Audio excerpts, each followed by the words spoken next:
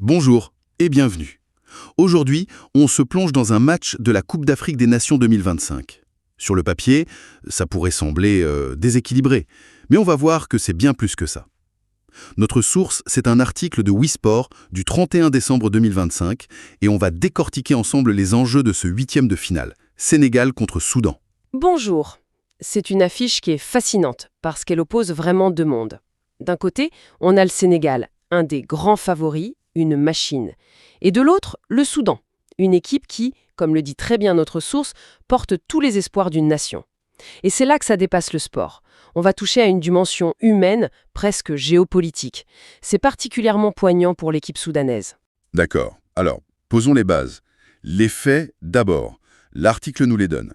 Le Sénégal, les Lions, contre le Soudan, les crocodiles du Nil.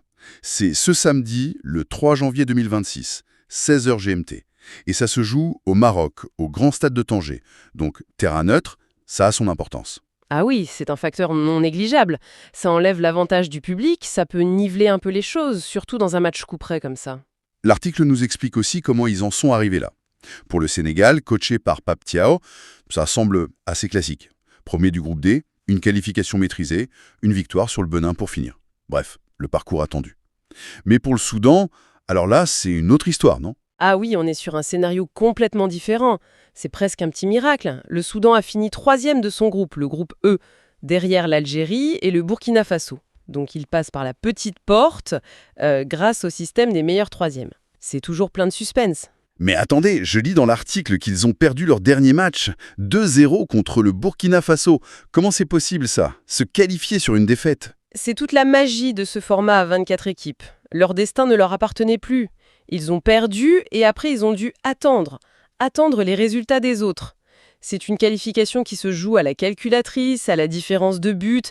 C'est un ascenseur émotionnel qui doit être terrible à vivre. Donc, on a une équipe qui arrive en huitième sur la pointe des pieds, après une défaite. Et l'autre qui arrive en pleine confiance, première de son groupe. Psychologiquement, le contraste est énorme. Exactement. Et ça installe tout de suite une dynamique très claire. Le Sénégal a toute la pression. Ils sont favoris, ils se doivent de gagner. Le Soudan, pour eux, c'est déjà un exploit d'être là.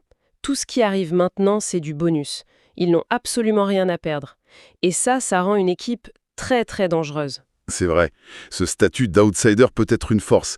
Mais en lisant l'article, j'ai l'impression que pour le Soudan, ce n'est pas juste du bonus. Il y a quelque chose de bien plus profond. La source parle d'un moment historique. Il l'est, à plus d'un titre. D'abord, sportivement, il faut réaliser que la dernière fois que le Soudan a joué un match à élimination directe en CAN, c'était en 2012. Ah oui, quand même. Ça fait plus de 10 ans. Et ce n'est pas un petit pays de foot, historiquement. L'article le rappelle d'ailleurs. Ils ont gagné la CAN en 1970. C'est une des nations pionnières du football africain qui revient un peu sur le devant de la scène. D'accord, donc il y a le poids de l'histoire du foot. Mais l'article utilise des mots très, très forts pour décrire le présent. Je lis « plonger dans une guerre civile ». Là, on sort complètement du sport. Et on entre au cœur du sujet. C'est ça qui transforme ce match. L'article explique que cette équipe est devenue un symbole, un moyen de, je cite, « redonner du baume au cœur et le sourire à un peuple divisé ».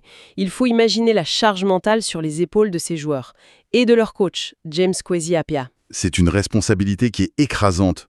Ils ne jouent pas pour un trophée, en fait. Ils jouent pour offrir 90 minutes d'unité, d'évasion à des millions de personnes. La motivation doit être décuplée. C'est une force qu'aucune statistique ne peut mesurer. Quand la cause vous dépasse à ce point, quand vous jouez pour l'espoir d'un peuple, ça peut vous transcender. C'est ce qu'on appelle le fameux supplément d'âme. Chaque tacle, chaque course, ce n'est pas juste du jeu, c'est un message. Et cet enjeu-là, il peut totalement brouiller les cartes face à un adversaire qui est, sur le papier, bien meilleur. D'accord. Ce supplément d'âme pourrait être l'arme secrète du Soudan. Mais en face, le Sénégal, ce n'est pas n'importe qui. Normalement, leur talent devrait suffire. Sauf que l'article mentionne un grain de sable, un gros grain de sable même. Absolument. Et pas des moindres. La source est très claire là-dessus. Le Sénégal va devoir jouer sans son capitaine et son pilier défensif, Kalidou Koulibaly. Il est suspendu. Koulibaly. Ah oui, là c'est une absence colossale. C'est le patron de la défense, le leader, l'âme de cette équipe depuis des années. Ça change tout. C'est une perte immense. Et ce qui rend cette absence encore plus cruciale, c'est un autre détail que l'article met en avant. Ces deux équipes, elles se connaissent par cœur. C'est vrai, hein. Elles se sont affrontées très récemment en qualification pour le Mondial 2026. L'article est précis, un match nul 0-0 à Benghazi, et puis une victoire 2-0 du Sénégal chez eux en septembre. Donc le Soudan a déjà prouvé qu'il pouvait les tenir en échec. Attendez, parce que c'est là que ça devient presque ironique. La source nous donne les buteurs de cette victoire 2-0 du Sénégal. Oh non. Laissez-moi deviner. Pape Matar Sarr et... Kalidou Koulibaly. C'est pas vrai, hein. L'article dit que c'est Koulibaly qui a marqué contre eux. Mais c'est incroyable.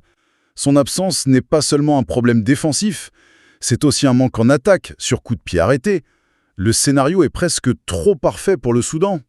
C'est une double peine, exactement. C'est un vrai casse-tête pour le coach sénégalais. Le Soudan sait qu'il peut les accrocher, il l'a déjà fait. Ils savent que le leader adverse n'est pas là. Et ils savent que ce même leader était celui qui avait trouvé la solution au match précédent. Tous ces éléments, ça peut semer le doute dans un camp et nourrir la confiance dans l'autre. Du coup, cette image du favori contre l'outsider, elle est beaucoup plus nuancée. Le Sénégal ne peut absolument pas se permettre de prendre ce match à la légère. Le piège est énorme. Il est énorme, et l'article le dit bien que les Lions ne les prendront sans doute pas de haut. Le sans doute est important, ça sous-entend qu'il y a une conscience du danger. C'est le professionnalisme du Sénégal qui va être testé, gérer le statut, gérer l'absence du capitaine et faire face à un adversaire qui va jouer avec le cœur. C'est toute la question. D'accord, donc un match qui est un véritable champ de mine. Projetons-nous un peu. Si le vainqueur s'en sort, est-ce que la suite est plus simple? Qu'est-ce que l'article nous dit sur le reste du tableau? C'est un point intéressant. Et la réponse est non. Pas du tout. C'est même tout le contraire. Le vainqueur de Sénégal-Soudan, il tombe en quart de finale sur un autre très gros match. Le gagnant de Mali contre Tunisie. Mali-Tunisie, deux habitués des phases finales, deux équipes très solides. Pas de répit donc. Aucun. Et la source élargit même la perspective. Dans la même partie de tableau, on a un choc monumental. Algérie contre RD Congo. Et le vainqueur de ce match-là affrontera le gagnant de Maroc-Tanzanie. Donc, si on va jusqu'en demi-finale, le vainqueur de Sénégal-Soudan pourrait retrouver le Maroc, pays hôte, ou l'Algérie, ou la RDC. C'est un parcours du combattant. C'est exactement le mot. L'article, en nous donnant ça, nous rappelle qu'un huitième de finale, ce n'est qu'une marche. Chaque victoire ouvre la porte à un défi encore plus grand. Pour aller au bout, il faudra battre plusieurs géants du continent. L'équipe qui sortira de ce match saura que le plus dur reste à venir. Excellent. Si on résume, on a donc un match qui est une vraie poudrière. D'un côté, le Sénégal, favori, mais affaibli par l'absence de son capitaine, qui était en plus buteur contre eux. De l'autre, le Soudan, un outsider historique, qualifié par un trou de souris, mais porté par une mission qui est bien plus grande que le foot. C'est la confrontation de deux quêtes. Pour le Sénégal, c'est une quête de gloire, de confirmation d'un statut. Pour le Soudan, c'est une quête de fierté, d'unité. Un combat pour un symbole. Les enjeux ne pourraient pas être plus différents. Et les matchs récents le prouvent. L'écart n'est pas si grand. Le Soudan peut les regarder dans les yeux. Tout est en place pour une surprise. Tout à fait. C'est ça la beauté des matchs à élimination directe. Sur 90 minutes, tout peut arriver. Et pour conclure, ce match est un condensé parfait de ce qu'est le football. C'est un jeu bien sûr, mais c'est aussi un miroir des sociétés, un vecteur d'émotions collectives incroyablement puissant. Et ça nous laisse avec une question en suspens bien au-delà du résultat final. Oui, l'article met vraiment en lumière ce pouvoir unificateur du sport en temps de crise. Et ça amène à réfléchir, cet élan, cette unité qu'on retrouve le temps d'un match, est-ce que ça peut vraiment durer? Une fois que les lumières du stade s'éteignent, ou est-ce que c'est juste une belle illusion de 90 minutes? C'est la question que ce match nous pose. L'espoir qu'il suscite peut-il vraiment panser les plaies d'une nation?